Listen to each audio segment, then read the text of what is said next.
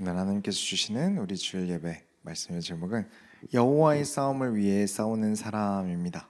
우리 옆 사람과 인사할까요? 여호와를 위해 싸웁시다.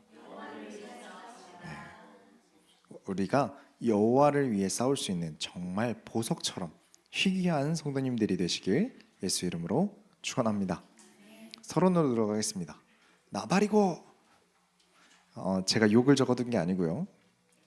우리 이거고 나발이고 막 이런 표현 많이 쓰잖아요. 악기 이름 중에 노쇠로 만든 나발이라는 악기가 있는데 그게 그 악기 특성상 잡소리로 들린대요. 그래서 이제 사람들이 잡소리다라는 표현으로 나발이 되었다는 설도 있고 나부랭이에서 이제 나발이 되었다는 설이 있나 봐요. 근데 이번에는 사람 이름입니다.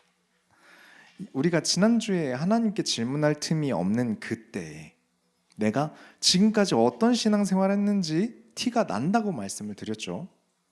교회 가면 당연히 교회니까, 그죠? 교회 와서는 신앙 이야기를 하죠. 그죠? 교회니까요. 예수 그리스도의 몸 되신 곳이 교회고, 그렇게 예수 그리스도의 성육신을 가장 노골적으로 만나는 곳이 교회이기 때문에 이 안에서 신앙 이야기라는 건 너무 자연스러운 일이에요. 그렇게 판이 깔려 있는 거죠. 근데 문제는 교회 밖이라는 거죠. 그림 보여주시면 내가 교회 밖에서 어떻게 살아왔느냐의 검증은 훈련이 잘 된 선수가 경기에 나가는 것처럼 어떤 특별한 상황에서 펼쳐지는 거예요. 이 순간 내가 어떤 선택을 하는지, 내가 지금까지 어떤 훈련이 되어 있는지, 내가 어떻게 살아왔는지에 따라서 결정되는 겁니다. 우리가 뭐 먹지라는 고민도 한 번도 안 먹어보고 본 적도 없는 이름만 들은 걸 먹고 싶어질 일은 없잖아요. 갑자기 불현듯 떠오르는 건 내가 먹어본 거예요. 그죠? 신앙이라고 크게 다르지 않습니다. 내가 날마다 선택해 온 걸 하게 돼 있어요. 내가 본질을, 하나님의 영광을, 하나님의 말씀을, 하나님께서 기뻐하실 것들로 내 한도를 정해놓고 있지 않은 사람은 어떤 선택을 할까요? 하나님이 정해두신 한계선을 넘어버리는 선택을 할 거예요. 한도를 정해놓고 살아온 습관을 가진 사람은 선택의 기로에서 하나님의 본질을 선택하게 될 겁니다.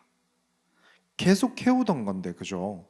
안 하는 게 이상하잖아요. 느낌이 되게 이상해져요. 예를 들면 온라인 예배가 습관이 되면 그게 무서운 거예요. 어느 순간 그 자리에서 벗어나지 않게 되거든요. 반대로 교회로 늘 나가던 막 한 10년을 한 번도 안 빠지고 출석하신 분들은 뭐 그런 분들 계시잖아요. 그런 분들이 어느 날 예배를 못 나간다. 이게 너무 힘든 거예요. 그죠? 이게 습관이 되는 거죠. 그런 것처럼 다윗은 평소 하지 않던 사울의 털끝도 안 건드렸어요. 한 번도 안 건드렸는데 잘 참고 살다가 옷깃 하나 베었는데 이게 양심이 찔려요. 내가 안 하던 행동이거든요. 옷을 베는 것도 양심이 찔리는 사람이 사울에게 하나님께서 사울왕 당신을 벌하실 겁니다라고 말을 해버려요. 왜냐? 이게 육신의 눈으로 보면 되게 이상하죠. 옷 자른 건 양심이 찔리는데 하나님이 당신을 벌하실 거라는 악담은 양심이 안 찔려요. 왜냐? 사울의 옷을 자른 게 양심이 찔린 게 아니라 하나님으로 세워온 선을 넘는 게 양심이 찔린 거예요. 반대로 하나님께서 사울을 벌하지 않을 거라는 거짓말을 하기에도 양심이 찔려요. 이해가십니까? 내가 사울 왕에게 잘 보이기 위해서 하나님을 파는 것, 하나님께서 당신을 축복하실 겁니다라고 말하는 것도 양심이 찔려요. 이해가시죠? 사울을 하나님께서 벌하실 것은 너무 필요한 일이에요. 꼭 그러셔야 돼요. 왜냐? 하나님은 공의의 하나님이시니까요. 사울이 죄를 크게 지었고 이를 해결할 인간적인 율법이 하나도 없기 때문에 하나님께서 사울을 벌하셔야 한다는 말은 다윗에겐 조금도 양심이 찔릴 이야기가 아닌 거죠. 그렇게 여러분이 기준을 잘 삼고 일상생활을 어떻게 살아왔느냐가 중요합니다.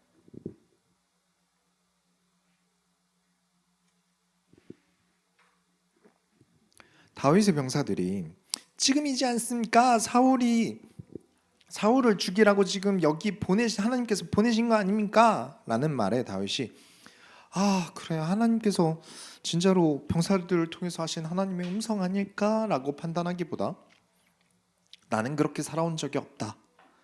하나님께서 사울을 넘기신다고 한 적도 없다. 라며 사울을 죽이지 않았어요. 자, 그러면 여기까지는 알겠죠? 하나님께 질문한다가 항상 정답입니다. 그렇게 습관이 만들어지면 불시의 찰나의 순간에도 하나님이 허락하지 않는 건 하지 않는 거룩한 선택을 하게 됩니다.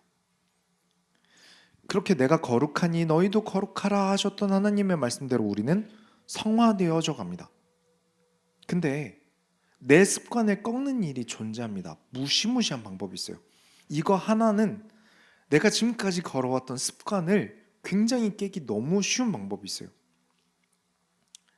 거룩이고 뭐고 뒤집어 엎어버릴 수 있는 심리가 있어요. 이건 모든 인간에게 아주 취약합니다. 그게 뭐냐면 화가 나는 거예요. 사람을 죽이는 습관이 있는 사람은 없겠죠. 그게 습관인 사람은 없을 거 아니에요. 근데 그쵸, 그런 습관이 있는 사람은 없을 거예요. 근데 너무 억울하고 화가 나면, 진짜 너무 화가 나면, 그죠, 평소에 해본 적도 없던 살인이 일어나기도 해요. 뉴스나 이런 데 많이 나오죠. 그래서 우리가 서로 이해해주고 나도 틀릴 수 있는 사람이다, 너도 틀릴 수 있는 사람이다 라면서 넘어가야 돼요. 특히나 교회가 그래야 돼요. 가정이 그래야 합니다. 내가 무조건 맞다면서 밀어붙이는 건 우리가 지난주 본 대로 교만해지기 너무 쉬운 조건이에요. 그렇죠? 어린아이와 성인 부모 둘 중에 누가 맞겠습니까? 그렇다 하더라도, 내가 아무리 어른이다 하더라도 나는 틀릴 수 있는 사람이잖아요. 어제까지 맞던 일도 오늘은 틀릴 수 있어요. 세상이 변하니까요. 그래서 우리는 아무리 화가 나는 일이 있더라도 다시금 하나님께 여쭤봐야 됩니다. 근데 이게 너무 힘들어요.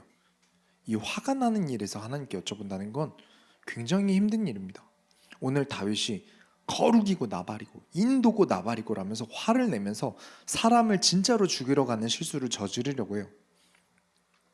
이제 지난주까지 보았던 다윗과 사울이 헤어지고 난 다음에 정착한 곳에 나발이라는 사람이 있었어요. 나발. 이 사람이 엄청 부자예요. 자산을 보니까 양이 3,000마리, 염소가 1,000마리예요. 이 나발이라는 부자의 아내의 이름은 아비가일이에요. 이 나발이라는 사람이 성격이 엄청 고약해요. 고집이 셉니다. 엄청 세요. 성경의 믿음의 영웅들은 하나님에 대해서만 고집이 셉니다. 본질에만 고집이 세요. 그걸 지키기 위해, 보세요, 다윗 보세요, 안 부러지잖아요. 하나님의 뜻을 사람에게 양보하지 않아요. 하지만 하나님께서 원하시면 얼마든지 자기 마음을 꺾을 수 있죠. 근데 여기서 말하는 고집이 세다는 건 내 뜻이 중요한 사람이라는 겁니다. 내 뜻, 하나님의 뜻보다 내 뜻이 더 중요해. 내가 맞아. 그리고 악하답니다. 고집도 센데 악하기까지 했다 그래요. 그러면 답이 없죠. 다윗이 나발에 있던 지역에 자리를 잡고 있을 때 군사들이 그 지역의 경호원 역할을 하고 있었어요. 그 깡패들 나오는 영화를 보면 막 자릿세 걷고 이러잖아요. 보호해 줄 테니까 막 얼마씩 내라, 막 되게 옛날 영화들이 그런데, 근데 보호받을 일이 없는데 막 보호해 준다는 건 좀 어이가 없잖아요. 근데 이 당시는 좀 달라요. 지금과 이 당시는 좀 다릅니다. 이 당시 이스라엘에 CCTV가 없죠.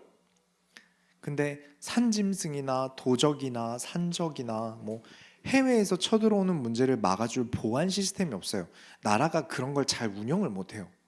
우리 성경에 요나 선지자 얘기했잖아요. 요나서. 다윗 이후에 한 250년 이후 사람이에요, 요나는. 근데 요나 선지자가 니느웨에 가기를 엄청 싫어했어요. 왜냐?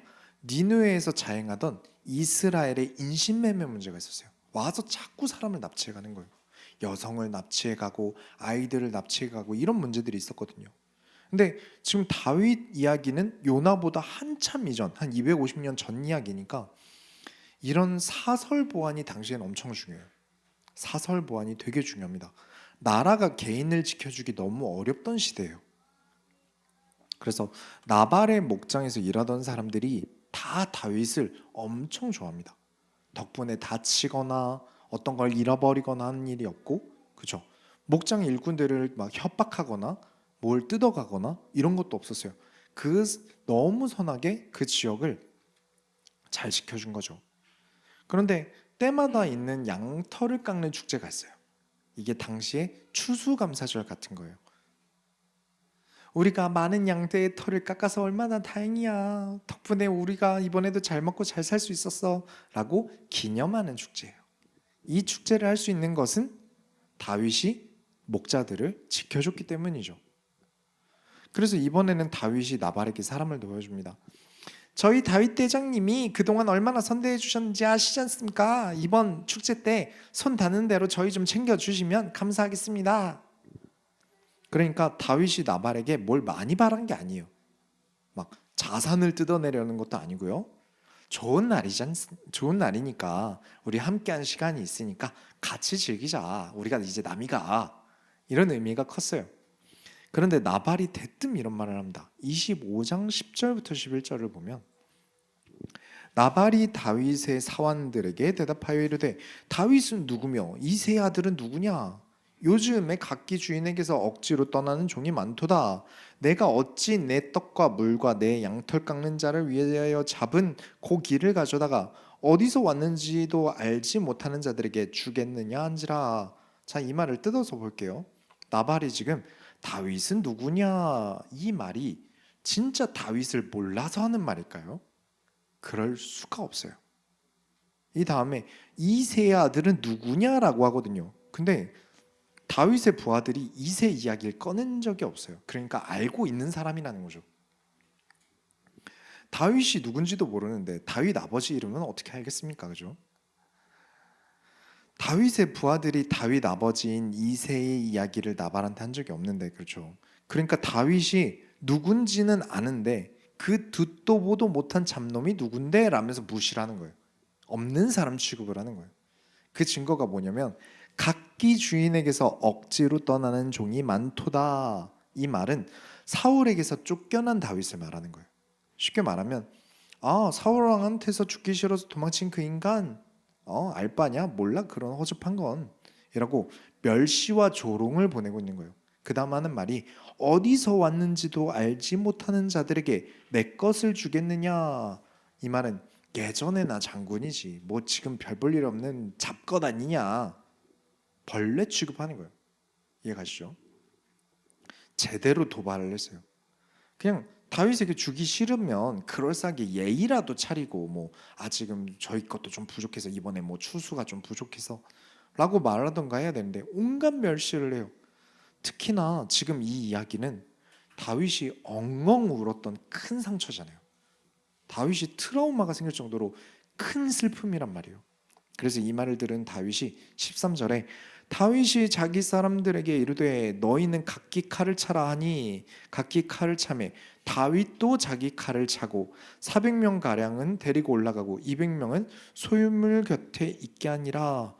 병사들아 다 무장해라. 200명 정도만 남고 나머지 400명 따라와. 그리고 다윗이 직접 칼을 찹니다. 무슨 뜻일까요? 다 보는 앞에서 다윗 본인이 직접 나발을 죽이겠다는 거예요. 자신을 무시한 대가를 확실하게 공표하겠다는 거죠. 이런 난리를 쳐도 괜찮은 게 일단 사울과는 잠시 관계가 소강 상태였잖아요. 물론 다음 장인 26장부터 또 다윗은 사울에게서 도망 다닙니다. 자, 다윗이 화가 잔뜩 났어요. 화가 날 만했어요. 저 나발이 선을 넘었어요. 그래서 죽이는 게 맞을까요? 그래도 생명을 소중히 해야지. 죽이면 어떡합니까? 크리스찬이 사람 죽이면 안 되죠. 뭐가 정답일까요? 나발을 죽인다? 살려둔다? 아니죠. 하나님께 질문한다. 잊으시면 안 됩니다. 그러나 지금 다윗은 거룩이고 나발이고 질문이고 나발이고 내가 저 나발놈을 죽이러 간다 하고 달려가게 돼버렸어요. 우린 이런 순간에 어떻게 해야 하는지 다시 한번 점검하면서 이런 불씨를 항상 염두하고 우리의 거룩한 신앙생활을 이어나가도록 오늘 말씀을 통해 깨달음이 있게 되시길 예수 이름으로 축원합니다. 본론으로 들어가겠습니다. 거룩한 삶에 대한 조언. 자, 14절에 하인들 가운데 하나가 나발의 아내 아비가일에게 말하여 이르되 다윗이 우리 주인에게 문안하러 광야에서 전령을 보냈거늘 주인이 그들을 모욕하였나이다. 저 나발의 하인들이 나발에게 이야기를 안 해요. 보시면 나발의 하인들인데 나발에게 이야기를 안 하고 그 안에 아비가일에게 사정을 얘기해요. 다윗의 병사들이 찾아왔었는데요, 주인님을 모욕했어요. 주인님이 다윗을 모욕했어요. 다윗이 얼마나 우리한테 잘해줬는데요, 우리가 다윗 덕에 다친 것도 없고 잃은 것도 없단 말이에요. 자, 이 말을 왜 주인인 나발에게 안 하고 왜 나발의 아내인 아비가일에게 이야기하는 걸까요? 답은 간단해요. 말이 통해야 하죠. 그 사람이 자꾸 내 귀에 직접적으로 사람들이 말을 안 하고 우회해서 이야기가 들어오면 의심을 해보셔야 됩니다. 아, 이것들이 내 뒤에서 내 이야기를 해? 이렇게 생각한다기보다 혹시 내가 고집이 세고 악한가? 라고 의심을 해봐야 돼요. 역시 인간은 2026년이나 이 다윗 때나 인간은 달라진 게 없거든요. 자꾸 나한테 말하는 게 없다면, 사람들이 나를 자꾸 피하고 대화를 안 한다면 의구심을 가져봐야 됩니다. 얼마나 나발이 꼰대였는지 17절에 그런즉 이제 당신은 어떻게 할지 알아 생각할지니 이는 다윗이 우리 주인과 주인의 온 집을 해하기로 결정하였습니다. 주인은 불량한 사람이라 더불어 말할 수 없나이다 하는지라. 나발의 종들이 어서 이 문제에 대한 해결 방안을 아비가일에게 만들어 달래요. 그러면서 하는 말이 저희 주인은 불량한 사람이라 대화가 안 돼요. 더불어 말할 수 없나이다. 대화가 안 된다. 대화가. 이런 사람들이 늘 적을 만들어 놓고 나는 죄가 없어. 내 양 내가 안 준다는데 뭐가 문제야. 그렇죠? 자기 것이고 나눠줄 의무는 없어요. 근데 다윗이 지켜줄 의무가 있어서 지켜줬습니까? 다윗이 욕을 먹어야 할 의무가 있는 사람도 아니었어요. 잘못한 게 없잖아요. 안 그래도 무법시대인데 사울 왕이 나라를 제대로 돌보는 것도 아닌 시대에 다윗이 까짓거 사람 하나 죽이는 게 어렵겠습니까? 그 정도 군사력이 있는 사람들인데. 맞습니다. 하나님의 법이 사라지면 그렇게 무서운 시대가 되는 거예요. 그 누구도 하나님께 질문하는 법이 없으면 그 삶이 아수라장이 됩니다.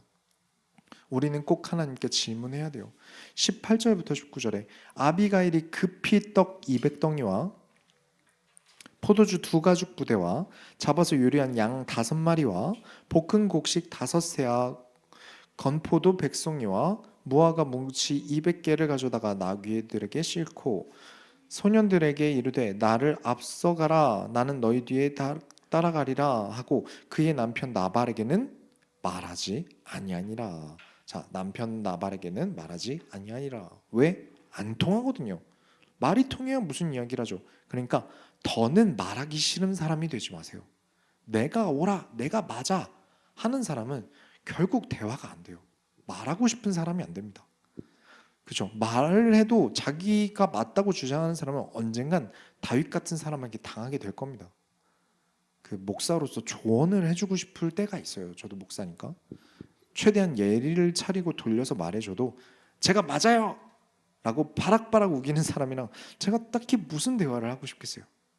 그런 사람이 누구에게 하나님을 듣고 배우겠습니까? 목사마저 말마저 안 들으면, 성경적으로 하면 안 되는 말, 하면 안 되는 선택에 대해서 목사마저 말을 못하게 막아버린다면 계속 죄를 지을 텐데요. 그래서 우리는 내가 틀릴 수 있다라는 생각을 항상 해야 됩니다. 아비가일이 서둘러서 막 먹을 것을 준비를 해요. 그리고 호다닥 달려나가서 다윗이 오는 길로 갑니다. 그리고 다윗은 나발을 잡으러 가면서 병사들에게 이렇게 말하고 있어요. 21절부터 22절에 다윗이 이미 말하기를 내가 이 자의 소유물을 광야에서 지켜 그 모든 것을 하나도 손실이 없게 한 것이 진실로 허사라. 그가 악으로 나의 선을 갚는도다. 내가 그에게 속한 모든 남자 가운데 한 사람이라도 아침까지 남겨두면 하나님은 다윗에게 벌을 내리시고 또 내리시기를 원하노라 하였더라. 내가 나발을 지켜준 게 헛수고네. 내가 얼마나 보호해줬는데 이걸 악으로 갚아? 내가 지켜준 그대로 다시 다 가져갈 거야. 거기 있는 남자들 보인 대로 다 죽여.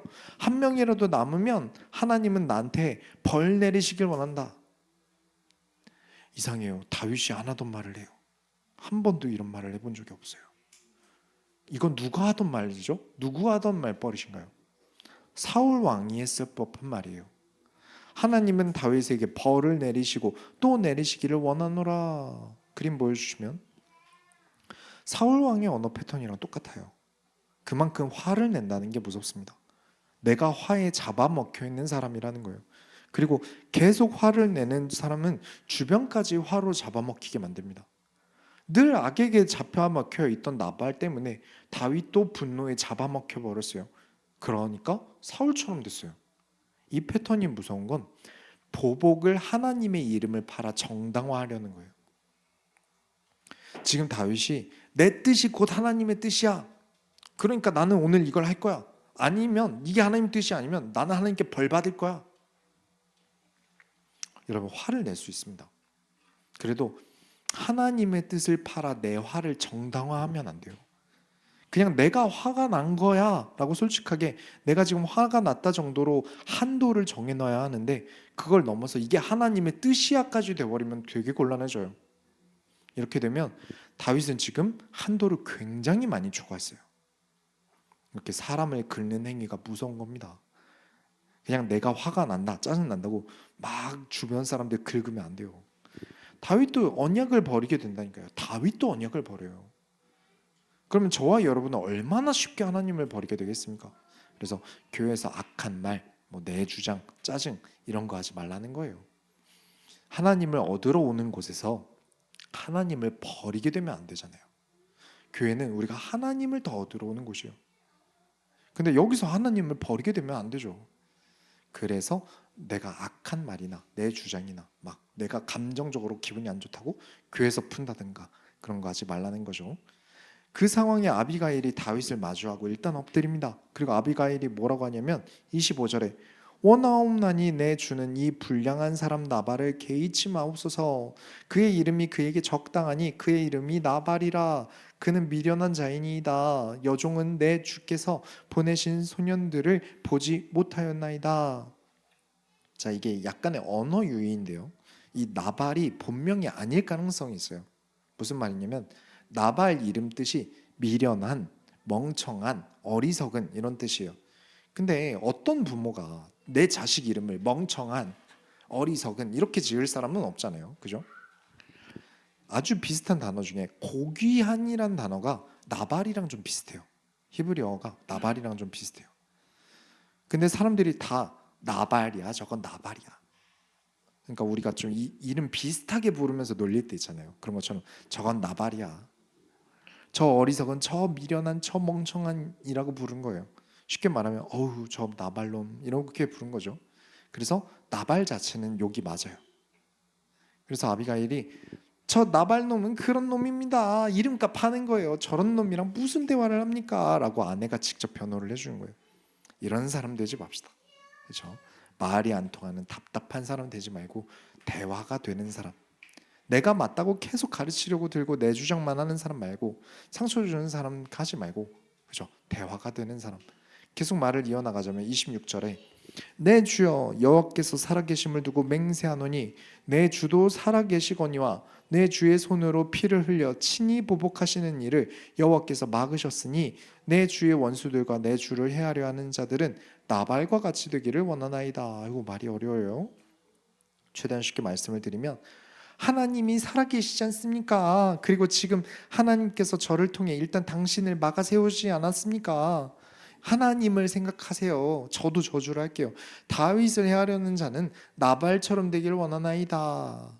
진짜 최대한 아비가일이 자기 남편을 깎아내립니다. 나발처럼 되는 게 저주다. 그렇죠? 지금 얼마나 위기 상황입니까? 그래서 아비가일이 저런 나발 같은 놈 하나 잡으려고 피 보지 마세요 라는 거죠. 제가 가져온 거 나눠 드시고 용서하세요. 그러면서 다윗이 정실 차릴 이야기를 합니다. 중요한 이야기예요. 28절에 주의 여종을 허물을 용서하여 주옵소서. 여호와께서 반드시 내 주를 위하여 든든한 집을 세우시리니 이는 내 주께서 여호와의 싸움을 싸우시며 내 주의 일생에 내 주에게서 악한 일을 찾을 수 없음이니이다. 다윗 당신은 여호와를 위해 싸우는 사람이잖아요. 그래요. 지금까지 악한 일을 하지 않고 살아오셨잖아요. 왜 지금 저 벌레 같은 나발 때문에 잘해온 삶에 오점을 남기려고 하세요? 아주 확실하게 짚은 거예요. 다윗이 지금 한도 초과를 안 해왔는데 이번에 초과하면 5점이 되는 거예요. 여호와의 싸움을 위해 싸우는 사람, 하나님 나라를 위해 싸우는 사람, 그런 사람이 여기서 이런 별 가찮은 일에 실수하면 되겠습니까? 나발도 살리고 다윗의 면도 살리고 그러면서 하나님도 만족시킬 대답이에요. 그렇죠? 아비가일이 거룩한 삶에 대한 조언을 하고 있어요. 지난주에 얘기했죠. 우리 크리스찬은 하나님과 사람 모두를 만족시키기 위해 최선을 다해야 됩니다. 29절부터 30절을 보면 이것도 아주 말이 어렵게 되어 있는데 쉽게 설명을 드리면 다윗 당신이 원수들에게 둘러싸여도 하나님께서 당신을 지켜주실 거예요. 당신의 원수들은 전부 던져버리실 것이고요. 그렇게 당신은 왕이 될 건데 오늘 오점 하나 생기면 얼마나 후회하려고 그러세요? 오늘 저에게 빚진 겁니다. 다윗 당신이 복을 받을 때에 저를 기억해 주세요. 이렇게 말을 마무리 지어요. 이 말을 듣고 다윗이 할 말이 없어졌어요. 왕이 될 때 후회할 짓 안 하도록 제가 당신 지켜드린 겁니다. 라고 말을 해버린 거잖아요. 패기가 달라요. 도리어 자기가 은인이래요. 다윗이 악한 행위를 하지 못하게 막은 아비가일 본인이 다윗의 은인이라는 식으로 말을 하는 거예요. 그래서 다윗이 뭐라고 하냐면 32절에 다윗이 아비가일에게 이르되 오늘 너를 보내어 나를 영접하게 하신 이스라엘의 하나님 여호와를 찬송할지로다. 맞죠? 다윗이 아비가일이 아주 마음에 들었나 봐요. 그래서 34절에 너 아니었으면 나발의 집 오늘 끝났다. 이 모든 일에 하나님께서 함께 하셨구나 라면서 이 사건이 마무리가 됩니다. 하나님께서 아비가일을 통해 말씀하셨다라고 해석하기보다 본질은 하나님 앞에 큰 실수하려는 것은 믿음으로 받아쳤고 그런 말에 사울은 듣지 않고 크게 죄를 지었지만 다윗은 본인의 실수를 깨닫고 돌아갔다는 거예요. 이 장면을 생각하셔야 돼요. 다시 말씀드릴게요. 하나님께서 아비가일을 통해 말씀하셨다라고 해석하기보다 본질은 하나님 앞에 큰 실수하려는 것을 믿음으로 막아세웠다. 그런 말에 사울은 듣지 않고 죄를 지었지만 다윗은 본인의 실수를 깨닫고 돌아갔다. 나발은 지금 무슨 일이 있었는지 모르고 있어요. 아무도 본인에게 말 안 해주거든요. 이 모두가 죽을 수 있는 이 위험한 상황에도 혼자 몰라요. 그리고 다음날 술이 좀 깨고 난 이후에 아비가일이 무슨 일이 있었는지 말해주는데 37절에 아침에 나발이 포도주에서 깬 후에 그의 아내가 그에게 이 일을 말하매 그가 낙담하여 몸이 돌과 같이 되었더니 사고 칠 때는 자신 있게 쳐놓고 왜 뭐가 그렇게 무서워서 몸이 돌과 같이 되었을까요? 사울 때문에 다윗이 안 올 줄 알았겠죠. 이렇게 도발해도 사울 때문에 조심해야 하고 그런 생각이 들었겠죠. 언제적 다윗이냐라는 마음도 있었겠죠. 근데 사람이 화가 나면요 눈에 뵈는 게 없어져요. 사울이 오든 말든 하나님이든 뭐든 모르겠다. 그래서 나발처럼 똥꼬집이에 이 성격이 약하기까지 하면 안 되는 거예요. 우리가 사무엘상을 통해서 하나님을 위하여 살아가는 사람은 어떻게 되는지, 사람을 위해, 나도 사람이죠. 나도 포함된 것, 나를 위하여 살아가는 사람은 어떻게 되는지를 계속 비교해서 보기로 했어요. 그림 보여주시면 한 집에서 부부로 사는데 계속 내 양, 내 염소, 내 것 챙겨가면서 내 자존심, 내 고집, 내 악함으로 살아가는 나발과 하나님의 것을 구분하고 하나님을 위해 살아가는지 얼마나 중요한지를 말하는 아비가일을 보았어요. 같은 집에 사는데 이렇게 달라요. 그런데 그 다르게 살아가는 결과가 어떻게 이어지냐면 나발은 이 사건 이후로 38절에 보면 10일 후에 열흘 뒤에 죽습니다. 40절을 보시면 다윗의 정령들이 갈멜에 가서 아비가일에게 이르러 그에게 말하여 이르되 다윗이 당신을 아내로 삼고자 하여 우리를 당신께 보내더이다 하니 그렇게 다윗이 아비가일에게 청혼을 해버려요. 갑자기 나랑 결혼하자 이렇게 돼버려요. 이게 생각을 해봐야 되는 게 아비가일이 아까 다윗에게 뭐라고 부탁을 했냐면 31절에 여호와께서 내 주를 후대하실 때에 원하건대 내 주의 여종을 생각하소서 그랬는데 나발이 죽었다는 이야기를 듣고 39절에 악한 일을 하지 않게 하신 여호와를 찬송할지로다. 본인이 복을 받았다는 거예요. 무슨 복을 받았을까요? 지금 다윗이 무슨 복을 받았다고 본인을 생각하는 걸까요? 그림 보여주시면 악한 일을 하지 않은 것은 큰 복입니다. 자산 가치가 몇 억이 생겨야 큰 복인가요? 내가 죄악을 짓지 않는 것은 복이 아닌가요? 아니죠. 큰 복이에요. 그러고 복을 받았으니 이제 약속대로 여종을 기억해야죠. 나발이 죽고 나서 자산이 아비가일에게 가는 게 아니에요. 지금처럼 여성 인권이 높은 때가 아니라서 율법대로면 나발의 자산이 남자 친척에게 가요. 아비가일은 이제 찬밥 신세가 되는 거죠. 하나님께서 나를 후대하셨으니 아비가일을 기억해서 찾으러 간 거예요. 그렇게 왕비가 됩니다. 근데 굳이 결혼이라는 방법이 필요할까요? 기억해 주기로 했으니까 보호해 주면 되잖아요. 뭐 어디 한 자리 취업시켜 주든가 아니면 자기 부하들 중에 한 명 뭐 결혼시키면 되잖아요. 굳이 다윗 본인이 결혼을 해야 될까요? 네, 해야 됐었습니다. 왜냐? 결이 같거든요. 이게 중요한 거예요. 다음 그림 보여주시면 여러분 하나님 나라의 결이 같은 사람이 베스트입니다. 정말 희소하거든요. 내가 악을 저지를 수 있는 그 상황에 하나님이 원하시는 본질을 말할 수 있는 사람, 나를 막아 세울 수 있는 사람. 그냥 교회를 다닌다고 결이 같다고 저는 보지 않습니다. 내가 하나님을 위하여 싸워나가 본 사람, 이게 너무 드물어요. 하나님께서 다 해주실 거야. 나는 아무것도 안 해도 존귀해. 싸움은 하나님께서 하실 거야. 이런 말을 하는 사람은 많은데 내가 하나님을 위해 싸울 것이다. 하나님의 싸움을 싸우는 사람, 이런 사람은 극히 드물어요. 이런 사람은 정말 희귀합니다. 왕자인 요나단이 저 돌 던지는 15살짜리 다윗을 보고 옷이랑 무기랑 모든 것을 줘요. 하나님 나라에 대한 경험이 같거든요. 다윗이 아비가일더러 결혼하자고 해요. 하나님 나라에 대한 경험이 같거든요. 결은 경험에서 나와요. 진수 청년이랑 만나면 운동 이야기를 좀 많이 하게 돼요. 비슷한 경험이 있으니까요. 김영준 집사님이랑은 악기 이야기를 많이 하게 돼요. 비슷한 경험이 있으니까요. 하나님 나라를 위하여 아비가일이 아까 정말 멋진 말을 했어요. 여호와의 싸움을 위해 싸우는 사람. 해본 사람이니까 말할 수 있는 거예요. 하나님께서 싸우실 거야. 난 아무것도 안 해도 괜찮아. 라면 항상 그렇게 대답했겠죠. 늘 그렇게 대답했을 거예요. 그런데 지금 이야기가 달라요. 해본 사람이니까 할 수 있는 말.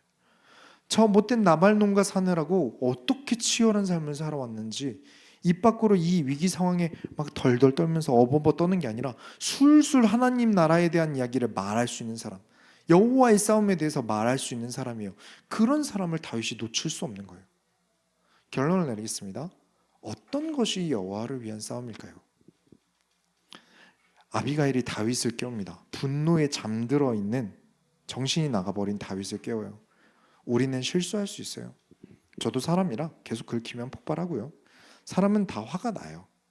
사울 옷깃만 베어도 양심이 찔리던 다윗도 저렇게 폭주하는데, 그죠? 뭐 목사라고 배울 수 있겠습니까? 근데 분노의 정신이 나갔을 때 누군가 하나님의 말씀을 깨울 수 있다면, 누가 본질을 말하면서 깨워준다면 깰 수 있는 사람이 되셔야 됩니다. 이건 역시도 평소 습관에 의해서 만들어지는 거예요. 사울은 못 깼어요. 깨워보려고 제사장들도 말하고요. 아들 요나단도 열심히 설득해봤지만 화에 먹혀서 악한 존재가 되고 깨어나지 못했어요. 다윗에게도 계속 하나님께서 경계시키는 게 한 번의 악이에요. 한 번조차 못 저질리게 하려고 정말 노력하세요.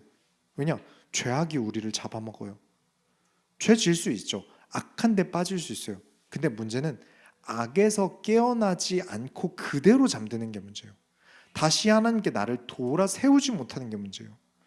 난 이래도 괜찮아. 그래도 예수님은 용서하셔. 우린 하나님 자녀잖아. 이 사람들은 계속 잠들 겁니다.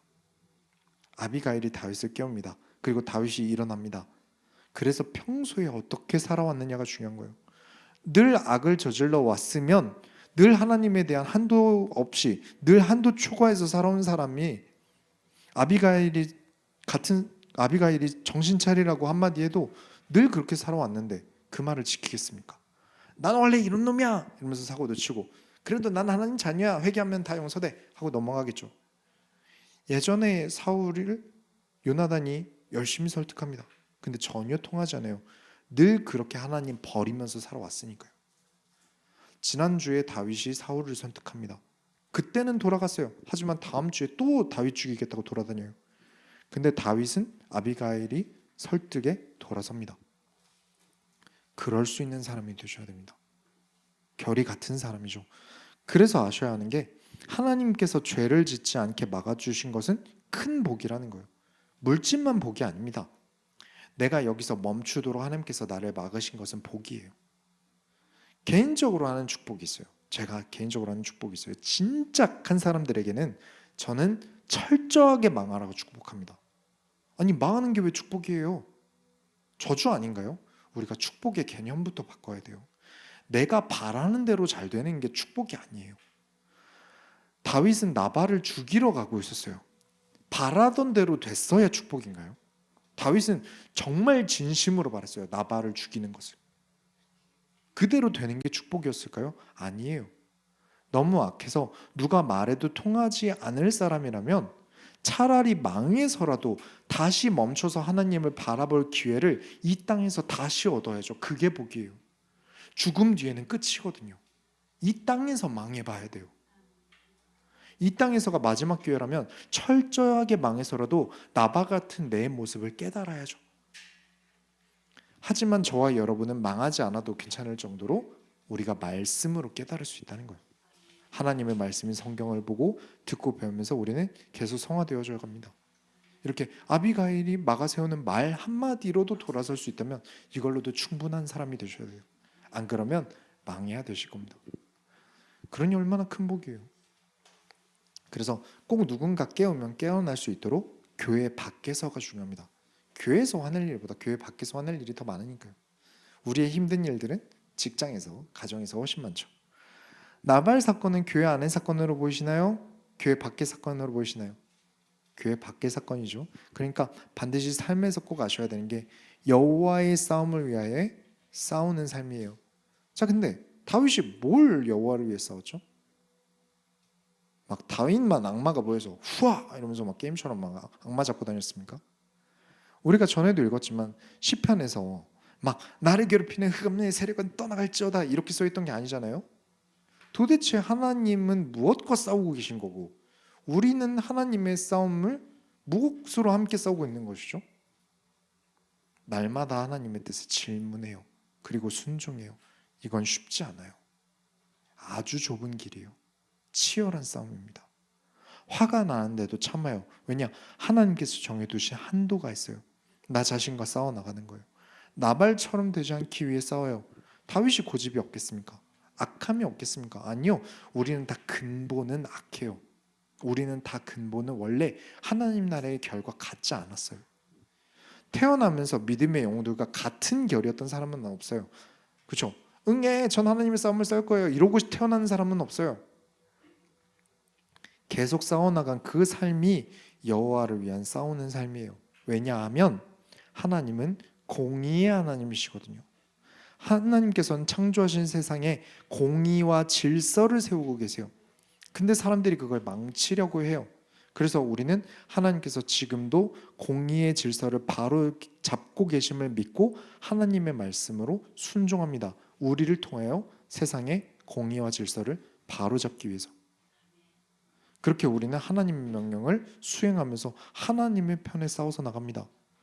하나님이 지금 시키시는 이 일이 이게 공의와 질서랑 무슨 상관이 있는지 도무지 모르겠어요. 그래도 합니다. 왜냐? 그 안에 하나님께서는 큰 뜻을 가지고 계시니까요. 이럴 수 있는 사람은 너무 귀합니다. 희귀해요. 절대 놓쳐서는 안 됩니다. 그런 사람은 흔하지 않습니다. 그래서 저는 우리 모든 선교 성도들을 흔하지 않는 성도들로 세우고 싶습니다. 제 소원 아시죠? 우리 선교회 성도들이 죽음 뒤에 심판대 앞에 세워졌을 때 칭찬받는 성도로 세우는 게 제 목회의 1순위 목표입니다. 전 여러분들이 억만장자가 되길 1순위로 바라지 않습니다. 한 3순위 정도로 둘게요. 여러분 다 부자 되시고 행복하시고. 그러나 본질 없는 사람이 되길 절대 바라지 않습니다. 그 교회를 찾는 조건이 많아요. 이게 인터넷에 보면은 교회를 찾고 있다면서 리스트가 있어요. 조건이 적으면 6개 정도, 많으면 한 30개까지 적어놓은 걸 봤어요. 이런 게 있어야 되고 이런 게 있어야 되고. 근데 여러분은 우리 교회에 말씀 하나 보고 앉아 계세요. 본질 하나 마음에 들어서 앉아 계세요. 저는 이런 귀한 여러분을 위해 최선을 다할 겁니다. 여러분은 희귀해요. 이게 우리가 공유하고 공감하는 결이니까요. 그래서 모든 성교회 성도님들이 여호와의 싸움을 위해 싸워나가는 보석 같은 귀한 성도님들이 되시길 예수 이름으로 축원합니다. 우리가 하나님의 소원을 이뤄드립시다. 하나님 감사합니다. 오늘 말씀을 통해서 우리의 삶의 자리가 곧 여호와의 싸움을 싸우는 전장임을 깨닫게 하여 주옵소서. 살아계신 예수 그리스도의 이름으로 기도드렸습니다. 아멘.